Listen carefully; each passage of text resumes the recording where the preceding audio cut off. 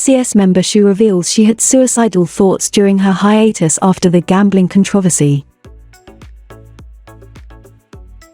SES's Shoo revealed she had suicidal thoughts during her hiatus after gambling controversy on TV Chosun's star documentary, My Way. On April 10, Shoo updated her fans for the first time on TV since her gambling controversy in 2018. In her episode of star documentary My Way, she revealed one of the darkest moments in her life due to her gambling addiction. Shortly after the controversy, Shoo said she was having suicidal thoughts, so she walked home dangerously and carelessly in hopes a passing car would hit her. She said, "I didn't want to have articles reporting that I've committed suicide.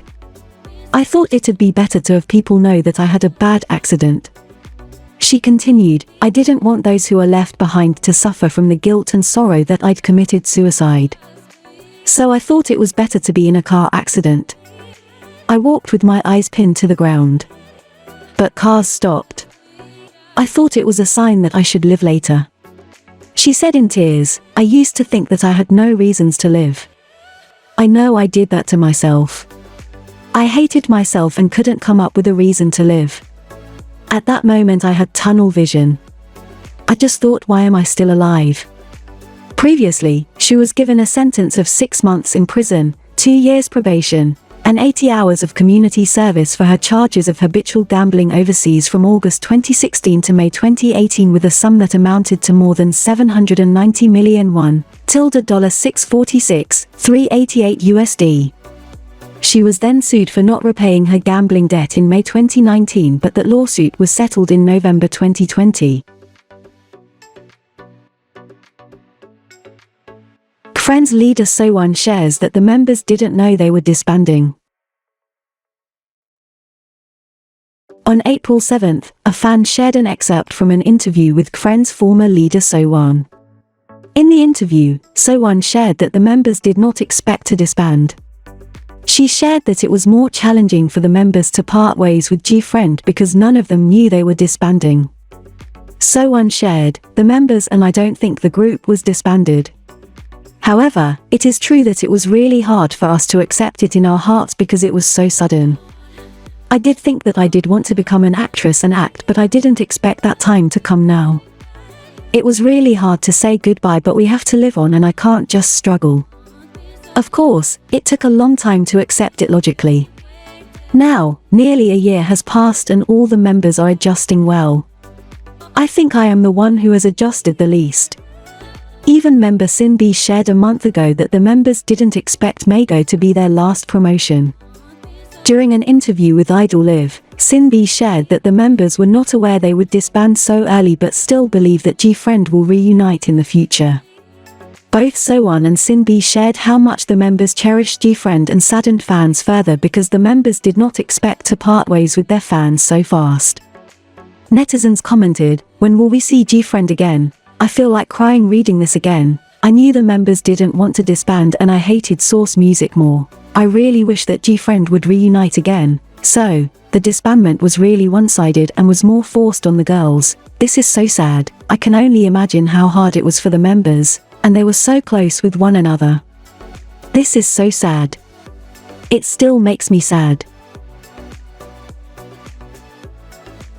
BTS has hands-off military issue, hopes to continue competing for Grammys. K-pop phenomenon BTS had a brief meeting with Korean media in Las Vegas ahead of the band's concert on Saturday. The group's 7 members RM, V, Jin, Jimin, J-Hope, Jungkook and Suga greeted the press at Allegiant Stadium, where the concert was taking place, dressed in their white and red stage outfits, and offered short responses to questions. "We're happy to be seeing you guys in person again. We're holding another in-person concert today," RM, the band's leader, just a few weeks after the Seoul edition of the Permission to Dance on Stage concert series that took place last month. Suga said, "Although it would have been better if we could have had this meeting after winning a Grammy, we're here in Las Vegas to hold our concerts, and it's still an honor to meet you like this." On April 3 in Las Vegas, the septet attended the 64th Grammy Awards ceremony as nominees in the Best Pop Duo or Group Performance category, though they ultimately lost to Doja Cat and SZA. The group left the awards empty-handed for a second year in a row. On how they felt about the result, V labeled the result clean, though adding, "But I couldn't help crying. It's not something I can control." J-Hope said, "We accepted the result when we heard someone else's name being called out, but it also hit us hard how badly we had wanted to win." Jimin continued, saying, "I think we wanted to get the prize more badly this time because we wanted to know how far we could reach as Koreans with our music, and also to give back to all the ARMY, BTS official fandom, who have been rooting for us so hard."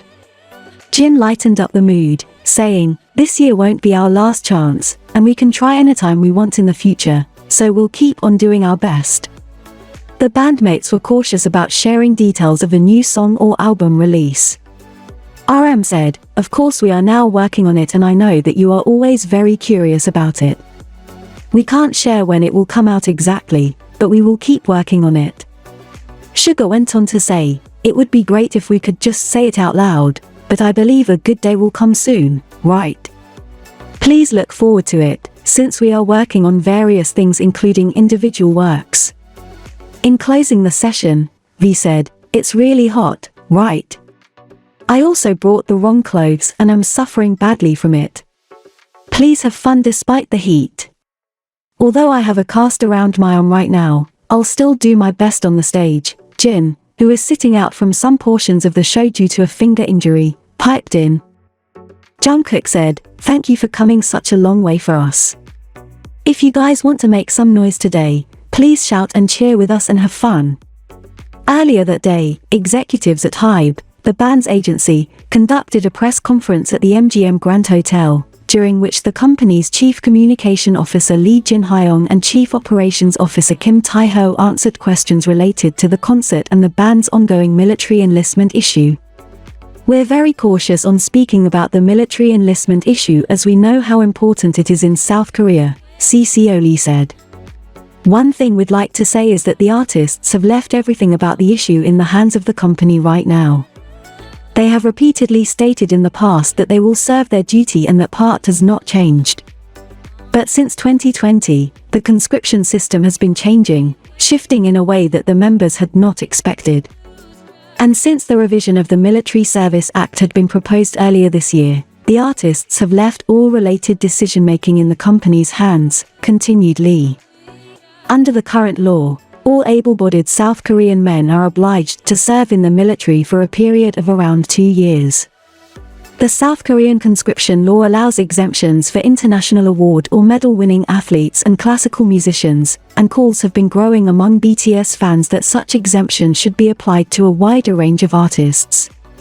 Last November, several South Korean lawmakers proposed bills calling for the revision of the Military Service Act, the so-called BTS law, to allow K-pop artists, who have contributed considerably in elevating the nation's global standing and have received the recommendation of the culture minister to work in their field for 34 months under an alternative program and prolong their enlistment until they are 30 years old. The bill is currently pending at the National Assembly. The septet's eldest member, Jin, who was supposed to have enlisted at the latest last December, applied for the exemption and has currently pushed back his enlistment until end of this year. The members themselves are finding it difficult to deal with the issue as it is impossible to predict the exact point of enlistment, and this troubles them as they try to make plans. The firm and the artists are following the issue very closely, and we will try our best so that it ends in a direction that benefits both the artists and our society. Lee urged lawmakers to make a decision. As it's an issue getting international attention, we believe the discussion has progressed far enough inside the society and at the National Assembly.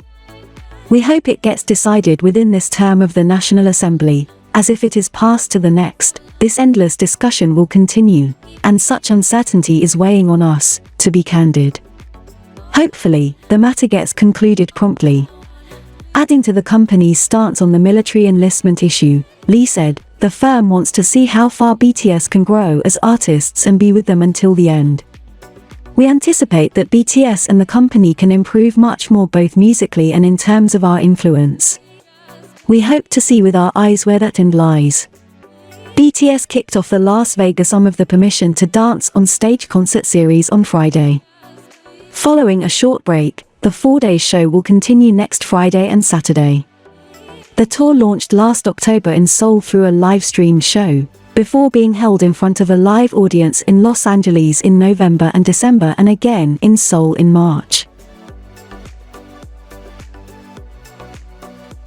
Squid Game Jung Ho-yeon to star in Joe Talbot's The Governesses.